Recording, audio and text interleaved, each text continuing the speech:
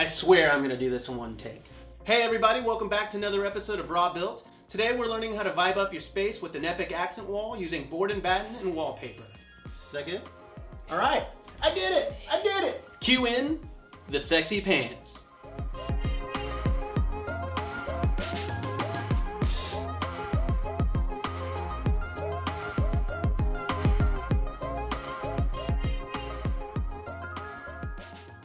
Now, if you watched my first tutorial, you saw that I taught you how to create this floating ledge shelf for a wall. While I do like it, I look at it every single day and I just kind of feel like this wall is bare and has a little bit more potential, so I wanted to spice things up. First part is I'm going to be creating a board and batten wall from about 60% of the wall down, and then I'm going to be doing wallpaper on the top half. I've never done wallpaper before. I'm choosing to do the paste to the wall method. I could do peel and stick and make things a little easier for myself, but then what would you learn? If it was easy, then why are you even watching? You're not watching because of me, right? Mom? Dad? All right, so I'm gonna quickly talk you through what I'm doing for the board and batten section of this project. Since I have completely smooth walls, it's a little bit easier for me. I'm gonna be doing 1x2 slats going vertically across. I'll probably do about 4 or 5. And then I'm gonna do a 1x3 slat going vertically. No. Going horizontally. Words are hard. A 1x3 slat going across horizontally that will connect all the vertical slats. And then I'm gonna caulk. I'm gonna caulk these seams so that it all looks like it's one piece of a wall. Now, if you have textured walls, your methodology is gonna be just a little bit different. You're gonna wanna buy one of those like 1/8 inch sheets from Home Depot. They're like a super thick kind of cardboard, pegboard type material to lay over your wall. And then you would put your slats on top of that, and that's how you get your smooth finish. So once my wall is all set up, then I'm gonna paint it using a spray gun. You could do it by hand. I ain't about that life. I'm honestly just not that good of a painter, and a spray gun is gonna leave you a much more even, kind of nice finish. The spray gun that I'm using is about 90 bucks. I got it on Amazon. It comes highly recommended from a lot of people that I follow on Instagram. Easily influenced. And once the board and batten section of this wall is painted and dry, then we'll go ahead and hop into the wallpaper section of this project. And before we jump into the time lapse, I just wanted to take a quick moment to thank our sponsors for making this video possible. Wow, this Ryobi tape measure is so accurate. Durability is so crazy. Whoa, even bends. You're cool, man. Okay, I lied. Big deal. I don't have sponsors. I don't need sponsors. Who wants sponsors? Ryobi, if you're listening to this, please, I need this. I need this, okay? My marriage. I desperately need money. All right, let's get to it. Just kidding, that was staged because there's a bunch of chairs and furniture blocking my passage. But it did look cool. All right, first things first, we gotta clear the space. Unfortunately, when I hung the shelf, I drilled several holes in my wall. So I took this opportunity to make several patches and smooth out a few extra dips that I spotted along the way. Now, you could spend as much or as little time as you want doing this, but I personally recommend taking the time to do it because any imperfections are definitely going to show through on the final wall. Once everything dries, you can start to sand and prime. Priming is always necessary because drywall patches soak up paint and will dry very unevenly if not primed. Next, I measured my wall span to determine how many battens I'd be using. I decided to go every 16 inches because that's where my wall studs were. And I wanted these suckers to be secured because I'm going to be hanging a shelf that I'll be sitting under, so I just quickly confirmed with my stud finder to make sure that my math checked out. Then I scored a line across the wall to mark where my horizontal 1x3 batten was going to go. From there, I started on the outer frame of the design. Before nailing anything in, I always double check to make sure that my 1x2 battens were plumb. You're going to have so many vertical battens that it behooves you to check plumbness every time. Because if you don't, you'll definitely be able to tell if some of your 1x2s are just slightly off.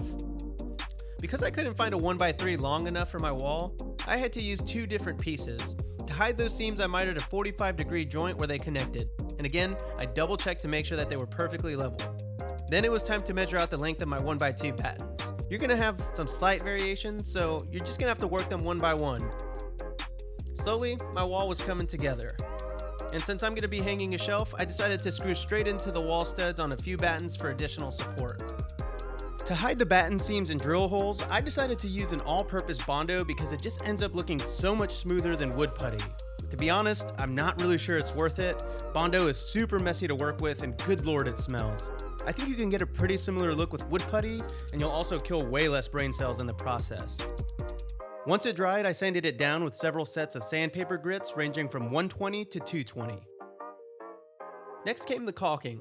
A nice little trick that I've learned is to spray Windex before running a bead of caulk. The caulk just wipes right off and inside the intended crevices.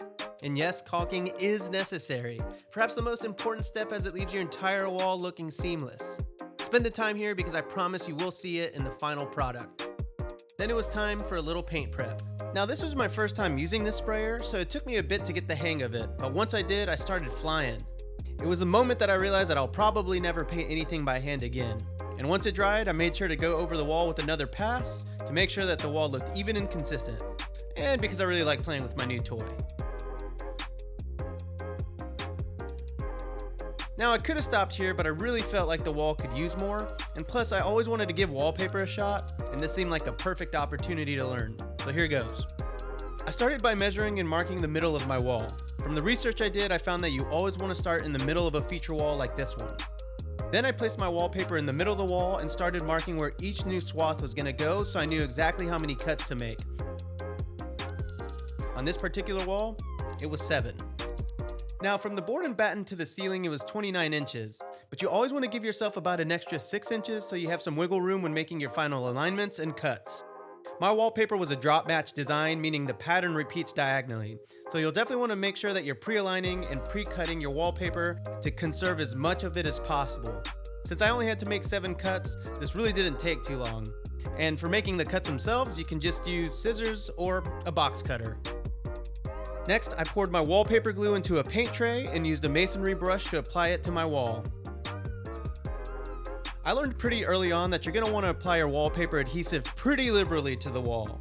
And when I say liberally, I mean try to strike a balance between Barack Obama and Bernie Sanders for the perfect amount of adhesive.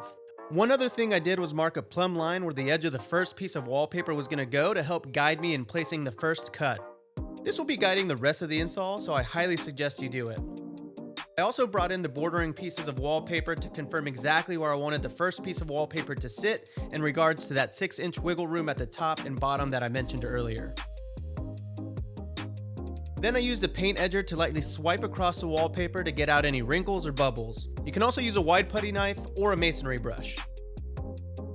Then I got started on my next cut.